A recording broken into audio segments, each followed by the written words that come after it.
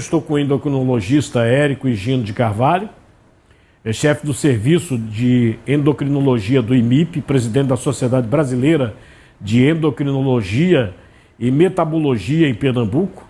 Saiu uma decisão, finalmente, da Anvisa sobre aquelas bombas, né, que botam, a gente chama bomba, que é tudo hormônio, principalmente para mulheres, mas tinha para homem também, né? Os chamados implantes hormonais. Sim. Agora, a decisão veio tarde, não? A gente acha que sim. Boa tarde, agradecer o convite novamente. A questão não é o implante em si, não é a via de administração, mas como está sendo utilizado, a banalidade que está sendo utilizado.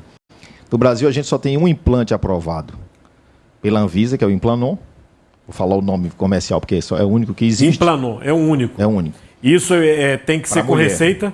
Tem que ser com receita. E é para mulher? Isso, foi estudado. É uma droga, é uma via de medicação estudada, bem documentada, com bula. Uhum. E para que esse Implanon? A principal função dele é como anticoncepcional. É um excelente anticoncepcional. Mas é um hormônio? Mas é um hormônio, é um progestágeno.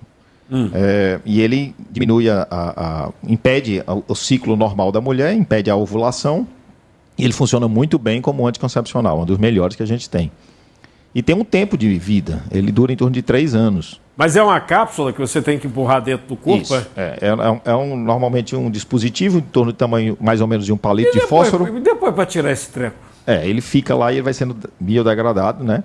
Esse é biodegradável? Porque tem muita reclamação. Isso, tem uns que não são. Que não são e depois tem que cortar para tirar. Algumas pessoas ele não consegue ser degradado e você precisa tirar. E fica lá aquele implante por muito tempo. Mas a grande questão, isso é o que a gente queria chamar a atenção, o que estavam sendo colocado nesses implantes. Então, a maioria das pessoas que estavam utilizando os implantes, estavam utilizando implantes feitos de maneira individualizada demais, sem nenhuma prescrição adequada, sem bula. Você exatamente não sabe nem o que é que está utilizando naquele produto. E isso estava causando vários efeitos colaterais. Existe um canal que a gente pode fazer a registro de efeitos colaterais associados, chama Vigicom. Esse canal foi produzido pelo grupo da Sociedade Brasileira de Endocrinologia com várias outras sociedades. Então, decisão da Anvisa, ela foi baseada nesse pedido de várias entidades, mais de 30 entidades, entidades médicas, junto com a AMB, entraram com a Anvisa com o pedido de suspensão dessa maneira de administração de medicamentos até que se faça estudos adequados de maneira padronizada, como é feito com qualquer outro medicamento. Agora, até uma dipirona, para você utilizar, ela foi estudada, ela não foi colocada no mercado à toa, não. Então, e tem os efeitos colaterais. E tem os efeitos colaterais, a gente tem que estar isso documentado. As pessoas estão utilizando isso sem saber o que é que estão usando, o que é que estão colocando no corpo. Essa é que é a grande questão. Eu acompanho nas redes sociais esse pessoal que às vezes anuncia esse tipo de coisa. E são vários. Eu não vou citar nome aqui porque é muita gente. Aí começa. Você vê como o meu corpo ficou 3 meses de uso. Teve uma mulher que esse negócio de ginástica, a mulher mostrou a colchona aqui, pá, pá, pá. Aí depois veio a história de que ela começou a ter uns pelos estranhos, o clítoris aumentou, entendeu? Os efeitos colaterais assim. E dizem que esse tipo de situação, quando o cara toma esses hormônios assim que o povo comumente chama de bomba, né, nas academias aí chama, vai estar tomando bomba, não sei o quê, que o efeito ele não passa.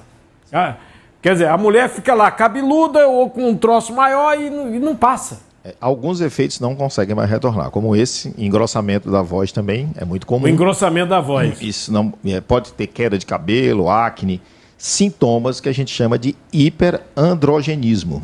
Então, provavelmente, o que ela utilizou foi colocado naquele implante que ela usou, tinha algum derivado de testosterona, que é o andrógeno mais comum que a gente tem, ou algum derivado dele, ou similar a ele, que a gente chama de SARM. Essas drogas já estão, os SARMs, já estão proscritos do Brasil há mais de 2 anos pela regulamentação da Anvisa. Isso pode Na ficar internet claro. ainda vende. Sim, para Aí você fala, ver. não é anabolizante, não. Aquilo é anabolizante, né? Eles chamam de SARS? Sim. É. Sim. Alguns mais potentes do que outros, são vários, mas são. São. A Adriane Galisteu respondeu aos seguidores nas redes sociais e falou abertamente sobre a menopausa e também a sua libido, que está em baixa. Vê comigo. Então, gente, falta tudo. Claro que falta libido. É uma fase muito difícil da mulher. Porém, o que eu quero te dizer é que eu não fiz uma coisa para resolver. A gente tem que resolver tudo de uma vez. Então, a primeira coisa, você tem que procurar um médico especialista em hormônio feminino. Menopausa não é igual 7 palmos, não, hein? 7 palmos é um outro momento. Tô vivíssima, bebê. Doutor Érico, menopausa dá isso tudo, é? Dá sim. Os sintomas são muito variados, vai depender de mulher para mulher. Como você falou naquele momento, logo que iniciou o nosso bate-papo aqui, eu acho que ela já está na idade mesmo de estar. Ela é mais velha. Ela deve a ter partir mais de que 50 idade anos. a mulher entra em menopausa? Acima de entre 45 em diante, a gente considera normal. Abaixo de 43 anos, a gente considera como menopausa precoce. 43. Abaixo de 43. A maioria das mulheres tem entre 48 e 52 anos. A gente podia dizer mais ou menos assim, ao redor dos 50 anos. Algumas podem chegar até 56 anos, ainda ciclando. Mas veja, ela pode ter muitos sintomas, e esses sintomas realmente podem atrapalhar muito a vida da mulher. Só que a gente tem terapia de reposição hormonal específica para isso. Vamos falar sobre reposição. Só fazer aqui um parênteses. O senhor falou ciclando, é porque a mulher com essa idade, 48, 50, ainda pode ter filho, né? As que ainda estão tendo ciclos menstruais normais, podem ter sim. Podem ter. Então, no caso, ciclando com 50 anos, pode ter sim. Pode engravidar. É mais raro, mas pode ter. Pode ter. Pode ter. E aí, no caso, a reposição hormonal, o que a Adriane deveria fazer? Veja, ela tem que ser avaliada, claramente, como qualquer outra mulher. O ginecologista normalmente é o médico que a mulher normalmente procura de primeira mão, é o médico da mulher para a maioria das mulheres. Ou pode procurar, por exemplo, um endocrinologista também, que pode tratar disso. E faz a reposição hormonal adequada para a mulher. Ele vai avaliar a necessidade de cada mulher. E a terapia de reposição hormonal é a terapia de reposição estrogênica, que pode ter o uso de progestágeno também, se ela tiver útero ainda. Aquelas mulheres, por exemplo, que já operaram, já fizeram algum tratamento cirúrgico que retirou o útero, elas vão precisar só repor o estrógeno. E melhora muito os sintomas, inclusive a libido. Né? O hormônio que na maioria das mulheres vai resolver a libido é a terapia de reposição estrogênica da menopausa. Né? Então, existe um tratamento específico para isso, várias vias, né? Inclusive no Brasil a gente tem disponibilidade de vias tópicas, né? Que são muito efetivas e as que são mais indicadas. Você fala hoje do em dia. adesivo. Adesivo ou gel. O gel, o gel é de quê? Estrógeno. Estrógeno. E aquela outra situação que as mulheres também relatam, que é o calorão, aquele negócio climático. Vai melhorar muito com a reposição estrogênica. Mas não passa. Passa sim. Passa? Para a maioria passa. Com a maioria certeza, passa.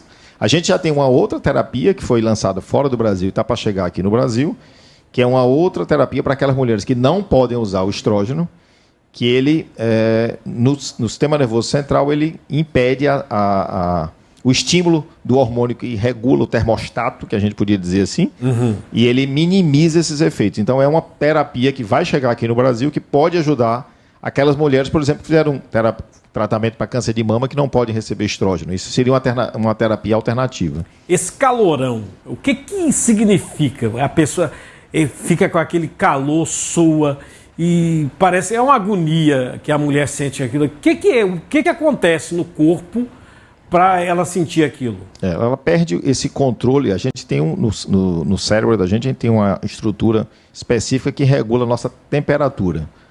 E a variação dos níveis de estrógeno e o estímulo que a gente tem, outros hormônios que estimulam a produção ovariana, como o FSH e LH, que eles sobem durante o período da menopausa, eles interferem na regulação desse termostato e fazem com que haja um estímulo de vasomotricidade, por isso que ela tem ondas, exatamente isso, são ondas, não é o tempo todo, ela tem períodos que tem ondas de calor, seguido, por exemplo, de frio e depois volta a ter calor de novo.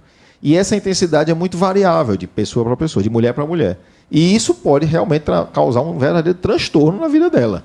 Por exemplo, ela está dormindo, aí tem uma onda de calor, aí tira o cobertor, aí volta a ter uma onda de frio, bota o cobertor, aí liga o ar-condicionado, desliga o ar-condicionado.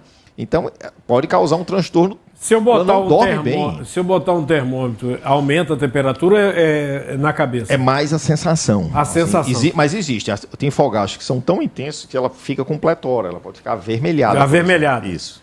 Naquele momento você pode ter um discreto aumento da temperatura, mas logo aquilo cai, aquilo não se sustenta. É porque são ondas sucessivas. No caso, aí a mulher estaria febril. Mas é porque é tão rápido e isso pode ter ciclagem tão intensa que causa um transtorno enorme. Imagina você não conseguir dormir, porque você vai ter a noite toda com esses sintomas. Isso interfere completamente a vida dela. Que falam andropausa, A diferença do homem é que normalmente essa queda dos hormônios que vai acontecer com todos os homens que vão envelhecer, isso vai acontecer. Então você com 65, 70 anos, você não tem mais ou menos da metade da produção que você tinha de testosterona quando você tinha com 30 anos. Ela vai caindo progressivamente. Só que não é uma queda abrupta como na mulher acontece. A mulher tem uma queda abrupta na menopausa, ela para de ciclar rapidamente. E essa queda hormonal é a que traz tanto transtorno para a mulher. E isso tem um impacto enorme, que eu vou pegar até esse gancho agora. A menopausa é um dos principais fatores de risco para a osteoporose. Dia 20 agora, 2 dias atrás, foi o Dia Mundial de Combate à Osteoporose. Problema dos ossos, né? Isso. Então tem um enfraquecimento dos ossos. Por quê? Porque o hormônio feminino ele é muito importante na regulação da saúde óssea. Isso é um dos principais motivos para a mulher ter mais osteoporose do que o homem. Porque ela perde isso rapidamente. Os próximos 10 anos que ela segue a menopausa, ela tem uma perda rápida de osso. E depois ela começa a ter uma perda semelhante à do homem quando vai envelhecendo. A gente vai perdendo o osso quando vai envelhecendo. Mas nesse período da menopausa, esses 10 próximos anos após a menopausa, para a mulher é crucial a perda de massa óssea. Faz com que elas tenham muito mais osteoporose do que os homens. Esse negócio de comida melhora em algum aspecto, não? Porque o Genival Lacerda, meu querido amigo, né? Quando eu era vivo, você sempre me visitava, ele cantava que quero ovo de codorna para comer e o meu problema ele vai ter que resolver. E cantava o caldo de mocotó, que diz que é tranchém. Tomou o caldo, botou uma pimentinha, o negócio sobe de todo jeito. Isso é verdade? Tem algum bicho, algum alimento que pode melhorar? Os alimentos afrodisíacos são muito procurados, né? Mas é difícil de você realmente conseguir mostrar. Amendoim, ostra. Tem até um livro que é de um americano que fala da castanha do Brasil, que é a castanha do Pará. Né? Isso, que pode comer uma por dia que melhora a coisa. Viu, doutor? Pelo menos é um alimento saudável e você está recomendado a comer, sim. É uma excelente fonte de gordura, é uma excelente fonte de gordura vegetal, tem alta fonte de vários oligoelementos, selênio, ferro, então é uma castanha boa, assim. A gente deve estimular que coma de maneira parcial, né? Você não pode comer muito de uma vez, tem que comer fracionado. Essa questão do humor, né? A gente falou aqui do climatério, o calorão, falamos da questão da libido, mas a gente esqueceu de falar da questão do humor, porque o corpo humano é química pura. Então a pessoa, se estiver com descontrole, o humor vai pro beleléu. A pessoa fica irritada, ou fica muito borocochô, né? Não consegue fazer mais nada e tal. Como é que se descobre que é um problema hormonal, que tem exame para fazer? A pessoa de repente eu estou aqui naquela deprê, eu estou com ansiedade, e às vezes pode ser uma questão hormonal. Pode, mas não é a maioria das vezes.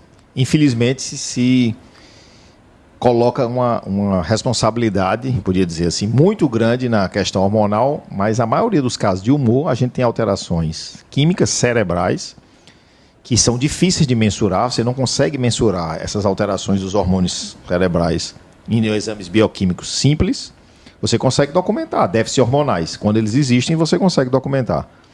E se for o caso de ter alguma alteração hormonal que justifique aquilo, por exemplo, paciente que tem um déficit do hormônio da tireoide, levando ao hipotireoidismo.